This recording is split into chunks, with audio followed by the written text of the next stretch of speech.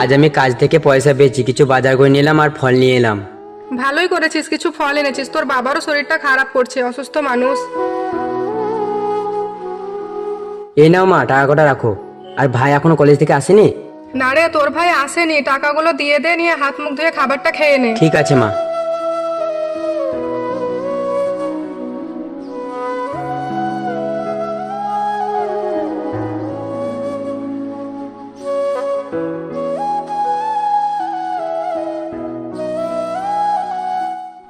মা মা তুমি কোথায়? আমি কলেজে ফার্স্ট ডিভিশন পেয়ে পাস করে গেছি। মা আমি তো এবার পুলিশ লাইনে পড়াশোনা করতে চাই, আমি একজন পুলিশ হতে চাই। এটা তো খুব ভালো খবর রে, আমার ভাই পুলিশ হবে, আমার কত গর্ব হবে। দাদা কিন্তু একটা প্রবলেম হয়ে যাবে রে। কিসের প্রবলেম রে? আমাদের তো অত টাকা পয়সা নেই, ওই লাইনে পড়াশোনা করতে গেলে বছরে 3 লাখ টাকা লাগবে। তাছাড়া বাবাও অসুস্থ, মারও তো ওষুধপাতির খরচা আছে, তাছাড়া সংসারও খরচা আছে। আমার আর পুলিশ হওয়ার স্বপ্নটা পূরণ হবে না রে। খ্যাপা, এই নিয়ে চিন্তা করে তোর বড় ভাই আছে, আমি তোর সব টাকার ব্যবস্থা করে দেবো। তুই মন দিয়ে পড়াশোনা কর, দরকার পড়লে দুবেলা কাজ করব, দিন রাত জেগে কাজ করব। তোকে এই নিয়ে চিন্তা করতে হবে না। কালকে তোকে কলেজে অ্যাডমিশন করে আসবো। যা হাত মুখটা ধুয়ে আই, খাবারটা খেয়ে নিবি। আমাদের এই সোনার সংসার যেন কোনোদিন না ভাঙে ভগবান। চল খেয়ে নিবি।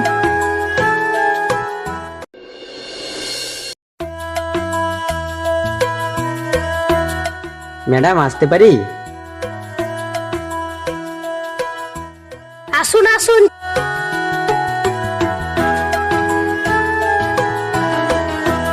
চালা বসুন।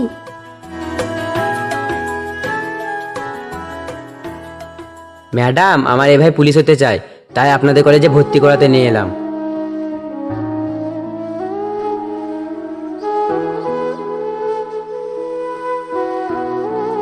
দেখুন সবকিছু ঠিক আছে কিনা। কই দেন দেখি।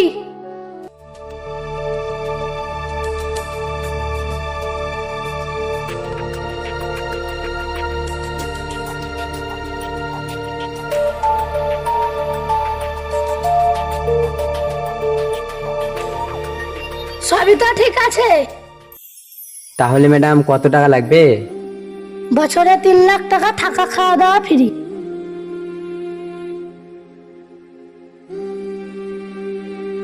এলেন ম্যাম, এতে 3 লাখ টাকা আছে।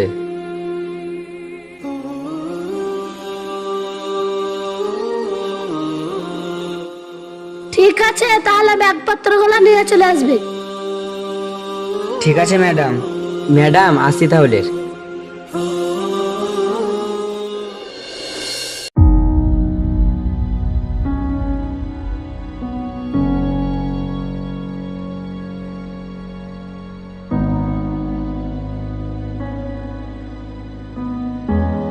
তুমি তো কালকে বাড়ি চলে যাবে, তোমার তো চাকরি হয়ে গেছে, আমি তোমাকে ছাড়া থাকতে পারবো না।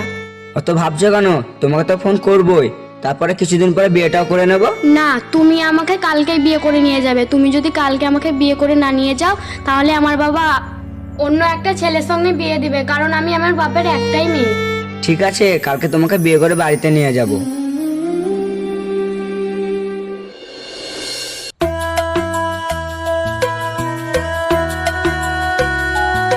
মা আজকে ভাই ঘর আসছে না? হ্যাঁ খোকা, আজকে আসছে তোর ভাই। মা আজকে আমার কি আনন্দ লাগছে, ভাই আমার পুলিশ অফিসার হয়ে গেছে।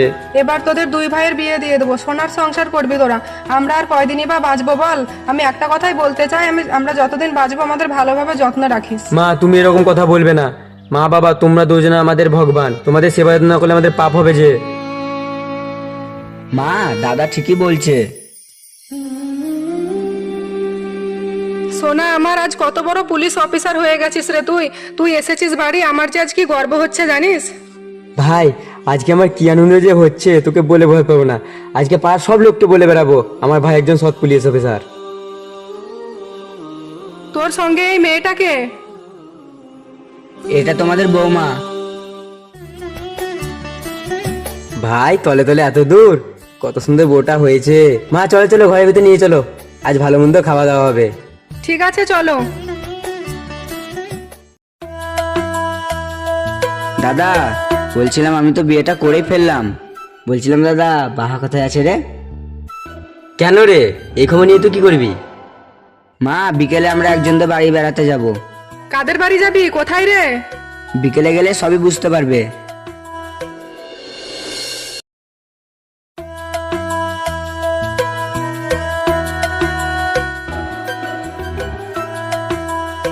তুই এখানে নিয়ে এলি কেন? এই বাড়ির ভেতরে যাচ্ছিস কেন? এটা তো বাহাদের বাড়ি। হ্যাঁ মা, দাদা বাহাকে ভালোবাসে, বাহাও দাদাকে ভালোবাসে, ওরা দুজন দুজনকেই ভালোবাসে। কিন্তু তোমাদেরকে বলতে পারিনি, তাই ওদের বিয়ে দেওয়ার জন্য ওদের বাড়িতে নিয়ে এলাম। এই, তুই আমায় আগে বলিসনি কেন রে যে তুই বাহাকে ভালোবাসিস? তা না মা, আমি তোমাদেরকে বলিনি কেন জানো? আমি তোমাদেরকে ভয় পাই। তাতে ভয় পাওয়ার কি আছে? এই যুগে কেউ কাউকে ভালোবাসলে মাকে বলতে ভয় পায় না। চলো সবাই ভিতরে গিয়ে দেখি।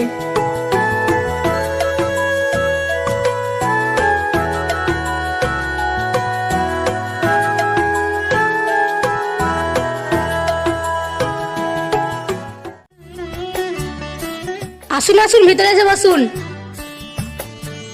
হ্যাঁ, বসছি।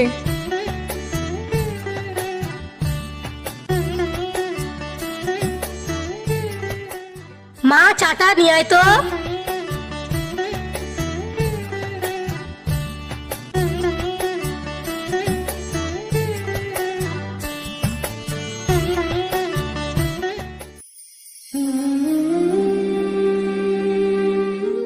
আহ, কি সুন্দর চা। মা, তুমি রাকেশকে ভালোবাসো? মাথা নাড়িয়ে বলছো কেন? মুখে বলো। হ্যাঁ, আমি ওকে ভালোবাসি।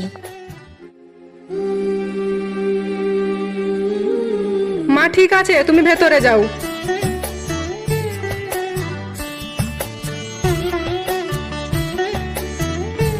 বলছিলাম বিহান, বিহাই তো বেঁচে নেই, তাহলে ওরা যখন দুজন দুজনকে ভালোবাসে, তাহলে আপনি কি বলছেন, বিয়ে দেবেন তো? আর আপনার মেয়েকে কোনো পণ দিতে হবে না, খালি আপনার মেয়েটাকে দিলেই হবে। কি বলছেন আপনি? আপনার ঘরে আমার মেয়ে বৌমা হিসেবে যাবে, এটাই তো ভাগ্যের ব্যাপার। এমনিতেই আমরা খুব গরিব মানুষ। ঠিক আছে বিহান, তাহলে আমরা আসি। পরের সপ্তাহে ওদের বিয়েটা দিয়ে দেবো। আপনারা তাহলে বিয়ের কেনাকাটা শুরু করুন, আমরাও শুরু করে দেই। ঠিক আছে।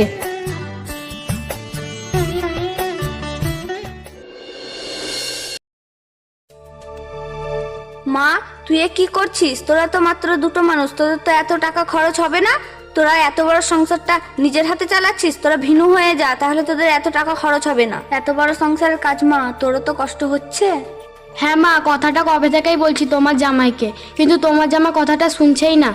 বলছে আমাদের সোনার সংসারটা, দাদা মা বৌদি বাবা সবাই একসঙ্গে আছি, কত ভালো আছি। সোজা আঙুলে ঘৃণা না উঠলে আঙুলটা বেঁকাতে হয়, বুঝলি মা? শোন মা, তোকে যে বুদ্ধিটা দিচ্ছি, বুদ্ধিটা কাজে লাগা। তোদের সংসারে প্রত্যেকদিন ঝগড়া হবে, সহজে ভিনু হতেও পারবি।